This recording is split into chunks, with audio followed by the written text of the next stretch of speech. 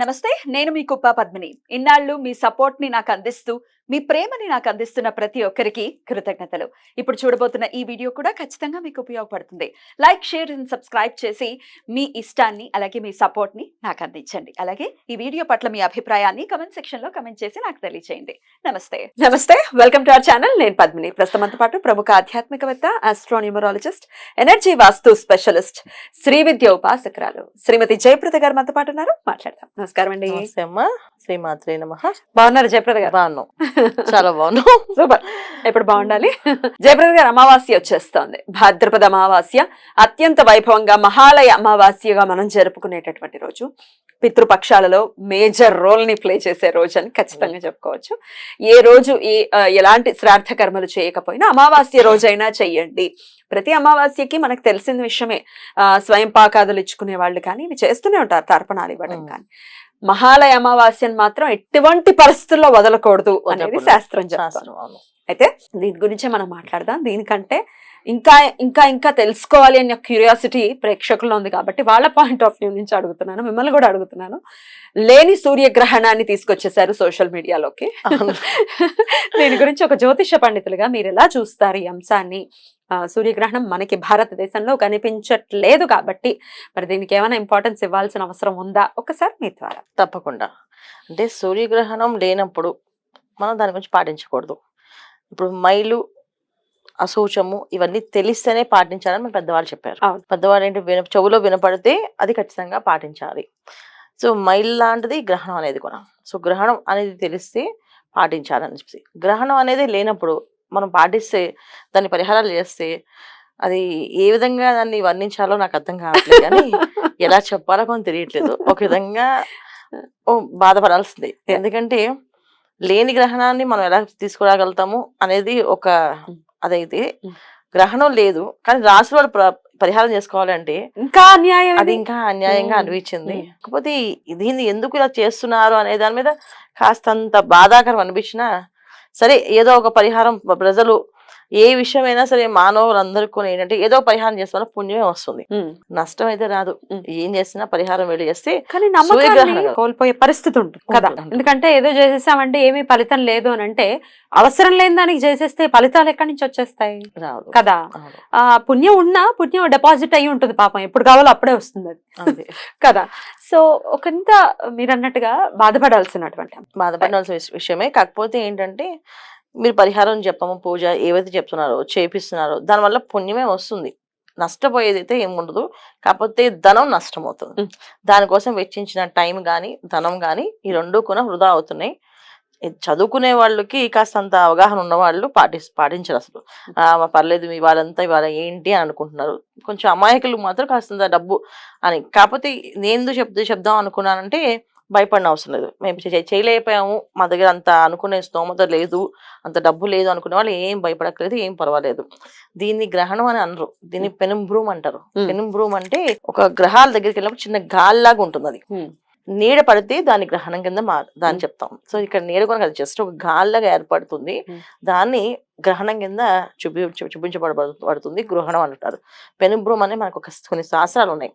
ఆ శాస్త్రంలో గ్రహణం ఎలా వస్తుంది, గ్రహణం రాకుండా కొన్ని గ్రహాలు దగ్గర వెళ్తున్నప్పుడు వాటి ఒక గాలి అనేది లేకపోతే జస్ట్ ఒక గ్యాప్ అనేది ఏదైతే ఉందో దాన్ని పెనుబ్రూమ్ కింద రాశారు. సో ఆ పెనుబ్రూమ్ ని మనం ఎలా గ్రహణం కింద చేసుకుంటాము, లేని గ్రహణానికి పరిహారాలు చేయని అవసరం లేదు. దాని గురించి భయపడక్కర్లేదు. ఖర్చు పెట్టాలని అనే రూపాయి ఖర్చు పెట్టలేదు అని బాధపడక్కలేదు. ఎక్కడో విదేశాల్లో మా పిల్లలు ఉన్నారు, వాళ్ళు మేము చేయొచ్చా అని అనుకోకర్లేదు. ఎవరు ఏమి చేయట్లేదు అసలు చెప్పాలంటే అసలు ఏమి చేయట్లేదు. రైట్. చేయాల్సిన విధి ఒకటి ఉంది, దాని గురించి చెప్పుకుందాం తప్పకుండా. మహాలయ అమావాస్య. చెప్పండి. అమావాస్య పితృపక్షాల్లో వచ్చే అమావాస్య చాలా చాలా విశేషమైనది. చాలా మంది జాతకంలో మనం వింటూ ఉంటాం పితృదోషాలు అనేసి. పితృదోషాలు అనేది ఎలా ఏర్పడుతుంది అంటే, మన ప్రారంభ కర్మ ఏం చేస్తున్నామో దాని వల్ల వచ్చే ఈ దోషాలను. అయితే అకాల మరణాలు, అర్ధాయుష్తో మరణాలు, తర్వాత అనుకోకుండా యాక్సిడెంట్ లో చనిపోవడం, ఇవి జరిగే ఉంటాయి కదా. ఇలాంటి వీళ్ళందరూ కొన్ని ఆత్మలని ఒక లోకం అని ఉంటుంది, ఆ లోకంలో ఉంటారు. వీళ్ళకి మోక్ష లోకానికి వెళ్ళరు. వీళ్ళందరూ చనిపోయి కొంతమందికి కోరిక ఉంటుంది, నా ఫ్యామిలీని బాగా చూసుకోవాలనుకుంటారు. అనుకోని సంఘటనలో అనుకున్న విషయాల వల్ల ఆయన కాలం చేయవలసి వచ్చింది. ఆ ప్రాణం ఆ ఆత్మ వెళ్ళదంట, అది వాళ్ళ ఇంటి చుట్టూ తిరుగుతూ ఉంటుంది. సో వాళ్ళకి ఆహారం అనేది పెట్టాలి. ఇప్పుడు మనం నమ్ముకున్న వాళ్ళు మన ఇంటికి ఎవరైనా వస్తే మనం ఆహారం పెడతాం, అలాగే మన పితృదేవతలకి ఆహారం పెట్టాలి. సో ఇక్కడ పితృదేవతలకి దేవతలకి ఒక్క రోజు అయితే మనకి సంవత్సర కాలం అది. సో ఈ సంవత్సర కాలాన్ని ఒక రోజు మనం ఆహారం పెట్టినట్టు. ఈ పితృపక్షాల్లో ఒక రోజు మనం ఆహారం పెట్టామంటే మన సంవత్సరం అంతా ఆహారం పెట్టినట్టే లెక్క. సో ప్రతిరోజు ప్రతి ఇయర్ పెడుతున్నామంటే ప్రతిరోజు మనం పెడుతున్నట్టు, అంటే మన వాళ్ళు మనం చూసుకుంటున్నాము అనేసి, వాళ్ళకి మోక్షలోకం ఎప్పుడు ప్రాప్తం అవుతుందో అంతవరకు మనం వాళ్ళని కాపాడుకుంటున్నామని, అలా కాపాడుకుంటూ ఉన్న వాళ్ళకి వాళ్ళొక్క అవి అంటే వాళ్ళొక్క బ్లెస్సింగ్స్ ఆశీర్వచనాలు అనేది వస్తుంటాయి. ఎవరికైతే పితృదేవతల ఆశీర్వచనాలు ఉంటాయో వాళ్ళకి భూములు, స్థలాలు, ఇళ్ళు, అసలు ఇలాగ ప్రారంభం చేసి అలా అలా నిలబడిపోయి అలా ఉంటాయి వాళ్ళకి. ఎక్కడికి ఆస్తులు. సో మా డబ్బు గట్టిదైతే అదే వస్తుందండి అని అంటుంటా సామెత. ఒరే నీ డబ్బు గట్టిదైతే నీకే వస్తుంది అని చూడండి. అలాగా డబ్బు గట్టిదంటే పితృదేవతలకు ఎప్పుడు ఇలా చేస్తూ ఉంటే మనకి ఇంట్లో ఎటువంటి ఆటంకాలు లేకుండా జరుగుతాయి. అంటే చాలా మంది చూడండి, చిన్న వయసులోనే చక్కగా వివాహం అయి సంతానం కలిగి, సంతానానికి మళ్ళీ వివాహాలు, మంచి చదువులు, మంచి ఉద్యోగాలు, మంచి వివాహాలు, తర్వాత మళ్ళీ వాళ్ళకి సంతానం, వాళ్ళకి షష్ఠి పూర్తి టైంకి చూస్తే జనమే మొత్తం. మనవాళ్ళు, మనవరాళ్ళు, కోడళ్ళు, ప్రేమగా మాట్లాడే బంధువులు. అంటే మనకు ప్రేమతో ఇప్పుడు చాలా మంది బంధువులు ఉంటారు, అందులో కొంతమంది దెప్పపడుపులు ఉంటారు, కొంతమంది ఆ మొహం అటు ఇటు వీడ్చుకునే వాళ్ళు ఉంటారు. కానీ ప్రేమగా మాట్లాడి మనం అంటే ప్రాణం పెట్టే బంధువులు ఉండవంటే పితృదేవత ఒక అనుగ్రహం వాళ్ళే. సో ఈ అమావాస్య రోజు ఎవరైతే ఈ పనులు చేస్తారో వాళ్ళకి ఇలాంటి కుటుంబం ఏర్పడుతుంది. ఒకరి కుటుంబాల్లో సమస్యలు ఉంటే ఆ కుటుంబాల్లో కలతలు తొలుగుతాయి. ఇప్పటిదాకా మాకు తెలియదండి, మేము చేయలేకపోయాం, చెయ్యండి ఇప్పటి నుంచి, ఇప్పుడు తెలుసు చేయండి. సో ఈ మహాలయం అంటే లయం అవడం అంటే మనము పూర్తిగా వాళ్ళకి లయమై మీకోసం మేము ఆలోచిస్తున్నాం, మీ గురించి మేము బాధపడుతున్నాం, మీ గురించి మేము ప్రార్థన చేస్తూ ఉంటాం, మీకు మోక్షలోకాలు ప్రాప్తించాలని చెప్పేసి అని వాళ్ళని తలుచుకోవడం. మనం జీవితాంతం దేవుడికి మాకు అది ఇవ్వు, ఇది ఇవ్వు, ఇది అని కోరుకుంటుంటాం. కానీ ఒక్కరోజు వాళ్ళ కోసం మనం ప్రార్థన చేస్తే వాళ్ళకి మన ప్రార్థనలో ఏమాత్రం నిస్వార్థంగా కనిపిస్తే ఆ భగవంతుడు వాళ్ళకి మోక్షలోకాన్ని పంపిస్తాడంట. ఇవాళ నీ మనవడు నీ కోసం ఇది అన్నదానం చేశాడయ్యా, నీకు మోక్షలోక ప్రాప్తం వచ్చింది, నువ్వు వెళ్ళిపో అంటే ఆత్మ ఎంతో సంతోషిస్తూ వాడిని ఆస్వాదించి వెళ్తుందంట. ఇంకా ఆ కుటుంబం తరతరాలు అభివృద్ధి చెందుతుంది. అలాంటిది మనం ప్రయత్నపూర్వకంగా మనమే చేయాలి కదా. మీరు అన్నట్టు 100% కరెక్ట్. దేవుడికి దండాలు పెట్టేసి దేవుడికి పూజ చేసే ముందు స్టెప్ లో ఉన్నటువంటి పితృదేవతల అనుగ్రహాన్ని కూడా ఖచ్చితంగా చేయాలి. మరి ఎలా ఏం చేయమంటారు ప్రత్యేకించి ఆ రోజున శ్రాద్ధాధికారి? ఇంట్లో మామూలుగా పిండ ప్రధానాలు ఏంటి, అమావాస్య రోజున మాకు తిది వారం తెలియదండి, మా నాన్నగారు కాలం చేసినప్పుడు మేము తిది వారం తెలియదు, చిన్నపిల్లలు అనుకునే వాళ్ళు అమావాస్య రోజు చేయొచ్చు. తిది వారాలు తెలిసిన వాళ్ళు తిథి ప్రకారం చేసుకుంటాం. ఒకవేళ లేకుంటే చాలా గోకర్ణ నక్షత్రంలోని ఇప్పుడు క్షేత్రాల్లో చేస్తే విశేష ఫలితాలు కదా. సో ఈ టైంలో అమావాస్య రోజున అలా క్షేత్రాల్లో పాదగయ క్షేత్రం శ్రీపాద పిఠాపురంలో అందుబాటులో ఉంది, మనకి తక్కువ ఖర్చు అవుతుంది. గోకర్ణం అంతంత దూరం వెళ్లాల్సిన అవసరం లేదు, చక్కగా చేసుకోవచ్చు. అసలు దత్తాత్రేయుడు కొలువు తీరినటువంటి క్షేత్రంలో పెట్టడం అంటే అదొక అద్భుతం, చాలా మామూలు అదృష్టం ఉండాలి, అసలు అదృష్టం యోగం కూడా. కాకపోతే చాలా తక్కువ ఖర్చు అవుతుంది, చాలా చక్కగా చేసుకోవచ్చు కార్యక్రమాన్ని. చక్కగా వెళ్ళి చేయించండి, మంచి ఫలితాలు, మీకు మెరుగైన ఫలితాలు వస్తాయి.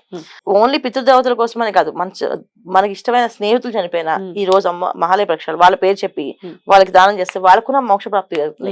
ఇప్పుడు మామూలుగా శ్రాద్ధ తిథి అంటే ఎవరి ఇంట్లో వాళ్ళే చేసుకోవాలి.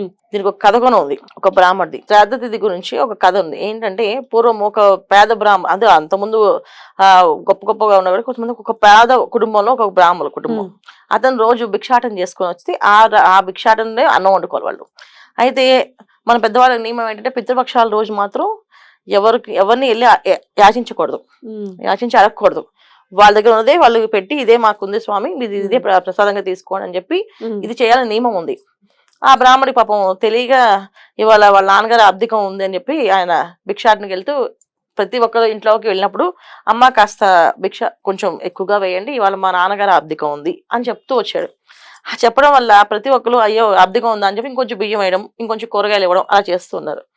అయితే ఆ కుటుంబంలో ఒక కోడలు అంటే ఒక భార్య భర్త కొడుకు కోడలు నలుగురే ఉంటారు. ఈ నలుగురిలో ఒక ఆవు వాళ్ళకి. ఈ కోడలు ఏం చేసి గొడ్ల సావులంతా శుభ్రంగా బాగు చేసి అన్ని పక్కన పెడుతూ బాగా ఆకలి వేస్తూ ఉండేది కదా. ఆవిడ ఏం చేస్తుంది, ఈ ఆవు పేడని పిడకలుగా చేసుకుని చిన్న చిన్న ముక్కల్ని నోట్లో వేసుకుంటూ చప్పరిస్తూ ఉండేది ఆకలికి. అయ్యయ్యో! అంటే పేడ ముక్కల్ని ఎండిపోయిన తర్వాత ఆ ముక్కని నోట్లో వేసి చప్పరిస్తూ ఉండేది. మరి ఎప్పుడు మామగారు రావాలి, ఆ భిక్షాటనకి వెళ్ళాలి. కొడుకు ప్లస్ అంత భర్త ఇద్దరు దీన స్థితిలో అంత దీన ఉన్నారు. స్థితిలో ఉన్నారన్నమాట వాడు. సో ఈవిడ రోజు అదే పనమాట. అంటే ఆ రోజే కాదు, ప్రతిరోజు ఆవిడ కాస్త ఆకలి వేసిన వల్ల పల్లీలు వేసుకున్నట్టు పాపం ఆ పిడకలు నోట్లో అలా వేసుకో, గోడకున్న పిడకని తీసుకుని ముక్క ఆ నోట్లో వేసుకుంటూ ఉండేది. అలా వేసుకుంటూ ఉండేది. ఒక రోజు ఈ ఆబ్దికం కార్యక్రమం వచ్చింది. ఈ ఆబ్దికానికి ఆయన్ని తీసుకొచ్చారు, సమకూర్చే అన్ని కలిపి వంటలు చేశారు ఆ భోక్తలు రమ్మని భోజనానికి. ఆ భోక్తలకు వచ్చే టైంకి ఈ అమ్మాయి, ఇంతమంది వస్తే ఎలా పెడతాం మామయ్య గారు, చాలా మంది వచ్చేసారు. అంటే అత్తగారు మామగారు చేయించే కార్యక్రమం చేసి ఆయన బయటకు వస్తే ఎవరు కనిపించట్లేదు. ఈవిడికేమో మొత్తం 150 మంది 200 మంది కనిపిస్తున్నారు, వీళ్ళకి ఒక్కరు కనిపించట్లేదు. ఏమిటండి మీకు ఎవరు కనబడట్లేదు అంటే, నాకు ఎవరు కనిపించట్లేదు, ఎవరు వచ్చారమ్మా అంటే, అదేనండి వాళ్ళు చెప్తున్నారు. అప్పుడు వాళ్ళ ఒక ఆయన, మా అబ్బాయి కూరగాయలు ఇచ్చాడయ్యా అందుకే వచ్చా భోజనానికి అని ఒకరు, మా అబ్బాయి బియ్యం ఎక్కువ ఇచ్చాడయ్యా మేము వచ్చాం భోజనానికి అని ఒకరు, మా అబ్బాయి డబ్బులు ఎక్కువ ఇచ్చాడయ్యా అందుకే వచ్చాను భోజనానికి అని ఒకరు. అందుకని యాచన చేయకూడదు ఈ కార్యక్రమానికి, చేయకూడదు, వాళ్ళ సొంత డబ్బుతో చేయాలి కార్యక్రమాన్ని. సో అలా కనిపిస్తుంది. ఆమెకి ఎందుకు కనిపించారంటే, ఆమె ఆ గోవుది పేడ తినడం వల్ల ఆ మొత్తం పితుదవుతుంది, అందరూ ఆవిడ కళ్ళకి కనిపిస్తున్నారు, వీళ్ళకి కనబడట్లేదు. అందువల్ల అందరికి నమస్కారం పెట్టి, ఈ అమ్మాయి మా మామయ్య గారు తెలియక తీసుకొచ్చారు, ఇవాళ ఉన్న భోజనాన్ని అందరూ స్వీకరించని చెప్పి ఆ రోజు కార్యక్రమం కాస్త అంతా వాళ్ళకి భోజనం పెట్టడం అది జరిగిందంట. ఇది జరిగిన యథార్థ కథ అంటది.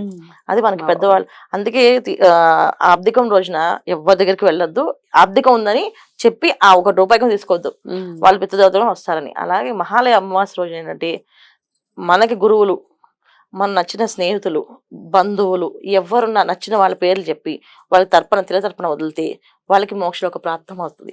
ఎందుకంటే మన మీద అభిమానంతోటో ప్రేమతోటో ఉండిపోయిన వాళ్ళకి మనం ఒక ధార పోస్తే వాళ్ళకి ఒక చుక్క నీరుతో వెళ్తారు. అలాగే పితృపక్షాల రోజు అమావాస్య రోజున ఎవరికి కలిగినంత వరకు అన్నదానం చేసుకోండి, వాళ్ళ పెద్దవాళ్ళ పేరు చెప్పి. ఒకవేళ మా నాన్నగారు బతుకున్నారండి, నా జాతకంలో పితృదోషం ఉంది, నేను చెయ్యొచ్చా అని చాలా మంది క్లయింట్స్ అడిగారు. అలా చేయకూడదు. తండ్రి బతుకుండగా మన జాతకంలో పితృదోషాలు ఉన్నా చేయకూడదు. తండ్రి గారి పేరు చెప్పి కావాలంటే చేయొచ్చు. మా నాన్నగారు ఈ అన్నదానానికి పంపించారు డబ్బులు అని చెప్పి వాళ్ళ నాన్నగారి పేరు రాయించి డబ్బులు పంపించి అన్నదానం చేయించవచ్చు. కర్తను పెట్టుకుని కూడా చేసుకోవచ్చు. పురోహితులను అడిగితే చక్కగా చెప్తారు. కర్త అంటే ఏంటో మాకు తెలియదు ఇవన్నీ అనుకుంటూ ఉంటారు కదా. అంటే నాన్నగారు బతుకుండగా నాన్నగారే చేయాలి, నాన్నగారు చేయని పరిస్థితులు నాన్నగారి పేరును చేయాలి. అంతేగాని వీళ్ళ పేరు ఎక్కడ వాడకూడదు. అంటే ఇప్పుడు చాలా మంది ఏంటంటే కాస్త సత్య తెలివి, మా డబ్బులు అయితే వాళ్ళపై చెప్పడం ఏంటి అని చెప్పి భార్యలు అడుగుతున్నారు. సరే తెచ్చుకునేటప్పుడు అందుకే ఆజిజు తెచ్చుకోవాలి. అందుకని అసలు డబ్బు ఎవరిదని సమస్య కాదు. కార్యక్రమం చేయించాలి, అది సద్వినియోగంగా వీళ్ళకి అవ్వాలి అంటే దాని ప్రకారంగా పద్ధతి ప్రకారంగా వెళ్లాల్సింది. పద్ధతులు తప్పితే మనం దాని వల్ల పరిహారాలు ఇబ్బంది పడతాము. తర్వాత అది మనకి పుణ్య ఫలితాల కింద రావు. అమావాస్య రోజున కలగలేని వాళ్ళు, మాకు అసలు ఏమీ లేవండి, మాకు తినడానికి లేదంటే చక్కగా గోశాలకు వెళ్ళి గోవుని బాగా నుమరండి, గోవు చుట్టూ ప్రదక్షిణాలు చేయండి, కుదిరితే గోశాల శుభ్రం చేయండి. శుభ్రం చేసి ఆ గోమాతకి అందరికి దండం పెట్టండి. మా పితృదేవతలందరికీ మోక్షలోకాన్ని ప్రాప్తించు స్వామి అని చెప్పి ఆ గోమాతని ప్రార్థించండి. చక్కగా మీకు అది కూడా జరుగుతుంది. పితృదేవతలు ఆశీర్దిస్తారు. ఎందుకంటే నిజంగా నీ దగ్గర లేదు కనుక పెట్టట్లేదు, ఉంటే ఎందుకు పెట్టలేదు, ఉండిన వాళ్ళు అలా చేస్తే వాళ్ళు శోపాలు. సో అంటే బాధతో వచ్చినవి కదా, వాళ్ళు కావాలని వెళ్ళి అన్నారు కదా, ఆకలితో ఎవరైనా ఒక మాట అంటాం కదా జనరల్గా, అలా వాళ్ళకి అంటారు. రైట్, బ్యూటిఫుల్ అండి, చాలా చక్కగా వివరించారు, మంచి క్లారిటీ ఇచ్చారు. డెఫినెట్ గా ఇది ఉపయోగపడుతుంది మన వాళ్ళకి అని మనస్ఫూర్తిగా కోరుకుంటూ thank you so very much. నమస్తే. శ్రీమాత్రే నమః.